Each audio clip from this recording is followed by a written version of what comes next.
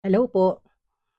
So gusto ko pong pag-usapan ngayon yung tungkol ba sa mga Pilipino, sa mga Pinoy na bagong dating.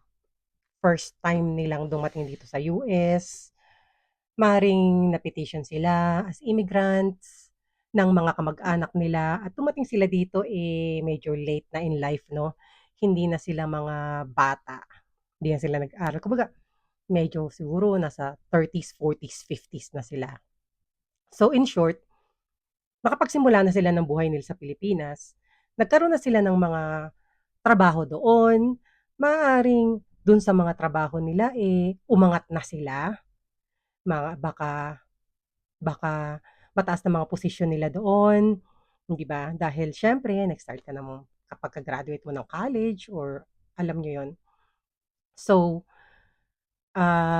baka mga naging general manager na sila, so mataas na ang posisyon nila doon. So, may status na sila dun sa Pilipinas. Pagkatapos, pupunta sila sa US. Ibang mundo 'to. Alam niyo 'yun, ibang ibang country, nasa ibang mundo kayo. Wala na kayo sa Pilipinas. Iba na ang ginagalawan niyo dito. So pagdating niyo dito sa Amerika, siyempre makikisama kayo sa mga tao na nakapaligid sa inyo. Maaaring makikisama rin kayo sa mga kapwa niyo Pinoy or ibang mga lahi, 'di ba? So ngayon, ibang-iba, ibang-iba dito sa US kumpara sa Pilipinas. Dito sa US, pantay-pantay ang mga tao. Kahit mahirap ka, kahit mayaman, parang pantay-pantay tayong lahat dito. Kasi may naalala lang ako, noong panahon na before pandemic 'no, before pandemic ito nangyari. Um, ang papa ko at ang stepmom ko, may restaurant sila dito sa Reno. Pagkatapos dahil siyempre palagi silang nangangailangan ng mga ano 'no, ng mga magtatrabaho doon. Merong inirekomenda na dalawang lalaki na magiging helper. Siyempre restaurant 'yun. Kung hindi kayo sanay sa gano'ng trabaho, mahirap. So ngayon, nirekomenda sa kanila, tinanggap naman nila at sinabi nga na bagong dating.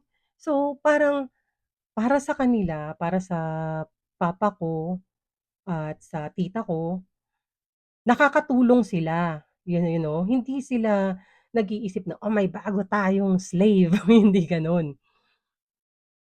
Gusto nilang makatulong, kailangan ng mga you know, nung irerekomenda sa kanila 'yun, siyempre iniisip nila na kailangan ng trabaho ng mga tao, hindi ba? So ngayon, nagtrabaho sa kanila, unang araw pa lang itong dalawang lalaki na 'to, mga Pinoy na bagong dating nga dito sa US, nagrereklamo na sila na ang hirap ng trabaho, na siyempre ano 'yan, restaurant, fast-paced, 'di ba? Tapos sa hmm, small business lang naman. Malaking restaurant pero small business pa rin 'yun considering na small business pa rin 'yun. Dahil kayo-kayo lang ang nagtatrabaho doon, siyempre naman 'di man kakayanin na kumita kung napakadaming babayarang mga tao, basta't gano'n. Tapos nagkataon na kaming mag-asawa nagpunta dahil I think Sunday 'yun kasi after church tapos kumain kami dun ng lunch, parang ginagawa na namin palagi 'yun, noon. Tapos nakausap namin sila, tapos nakikinig lang naman ako sa mga sinasabi nila, ta's sinasabi na, "Ay naku sa Pilipinas ganito ang trabaho namin, ay naku sa Pilipinas ganito." Hindi na lang po ako nag-react, hindi na lang ako nagsalita, pero sa Pilipinas 'yun, wala ka na dun. Nandidito ka na ngayon, hindi ka pala masaya sa trabaho mo, hindi ka naman nila pipigilan. So, kung pumasok kayo sa isang trabaho, tapos hindi niyo nagustuhan dahil para sa inyo napakahirap. Kasi siyempre hindi naman natin lahat kakayanin ng lahat ng trabahong i-offer sa'tin, 'di ba? Mag-quit na lang kayo, 'wag na kayong magyabang. 'Wag niyo nang ipagyabang na sa Pilipinas, eh, gano'n ang estado ninyo. Dahil dito wala na kayo, eh, wala na kayo do'n, gano'n lang po. So, bagong dating kayo dito sa Amerika, sa US, siyempre siguro may mga kamag-anak naman kayo, so 'yun ang mga una ninyong mga kakilala 'no. Pasensya na po kayo sa t-shirt kong butas. Um, 'Yun ang una ninyong kakilala, pero lalabas kayo outside world, mami-meet niyo ang ibang mga tao, stay humble muna. Stay humble muna kayo. Kasi siyempre sabi nga 'di ba, first impression lasts. So ngayon, nakilala kayo nung mga ibang mga Pinoy o ibang mga tao na ano kaagad, ang taas niyo kaagad. 'Yun na ang tingin nila sa inyo, hindi ba? Ngayon, yung mga tao naman napansin ko lang po ito, opinyon ko, again, my personal opinion, yun namang ibang mga Pinoy na dumating dito, tapos ang humble nila, para bang napakagaan nilang kausap, kasama. Yun ang masarap maging kaibigan.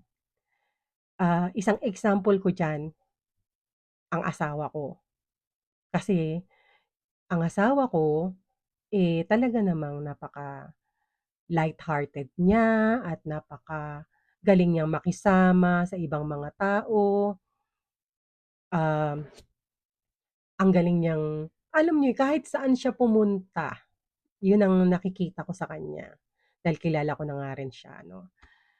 Kahit sino pa ang makasama niya, makatrabaho niya, lahat sila gusto siya. Kasi 'yun na nga, dahil humble siyang tao, hindi siya mayabang, gano'n. At saka maging natural kayo.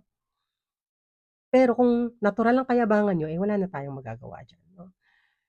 Tapos, 'yun nga mag-i-stand out kayo kung humble kayo. Parang sa akin 'yun ang parang,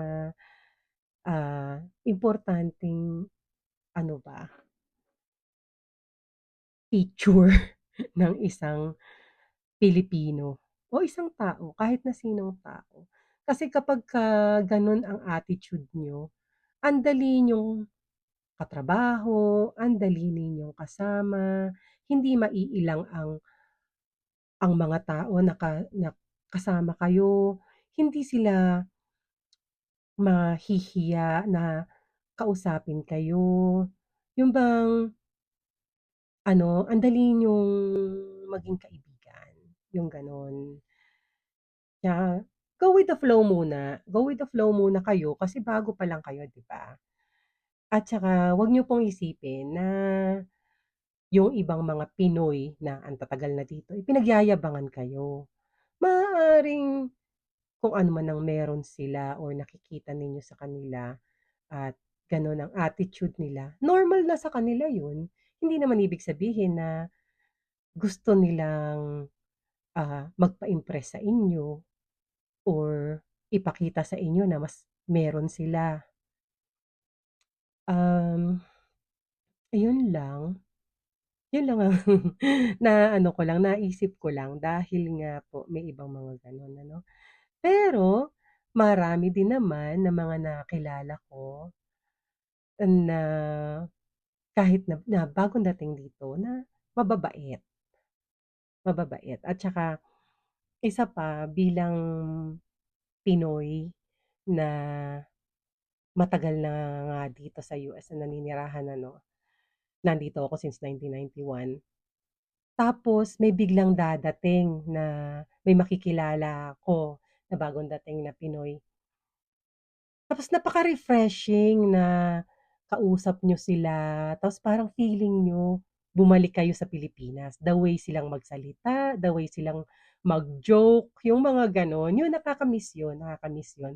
Nakakatuwa, nakakatuwa yun.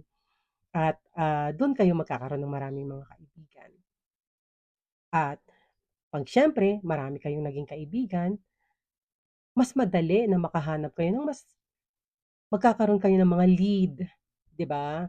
Kung saan may maayos na trabaho, na magugustuhan ninyo at mai-re-refer pa kayo, gano'n. 'Wag po kayong mataas at, yun lang, maging humble.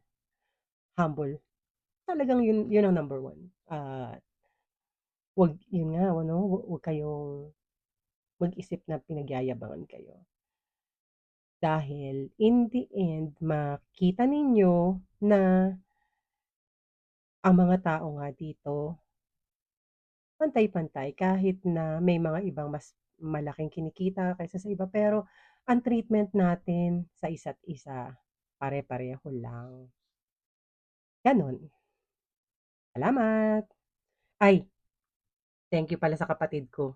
Ewan ko kung nagwo-work ito pero sabi niya gumamit daw ako nitong mic, eh. So, eto may mic ako ngayon. Okey, sige po sa susunod.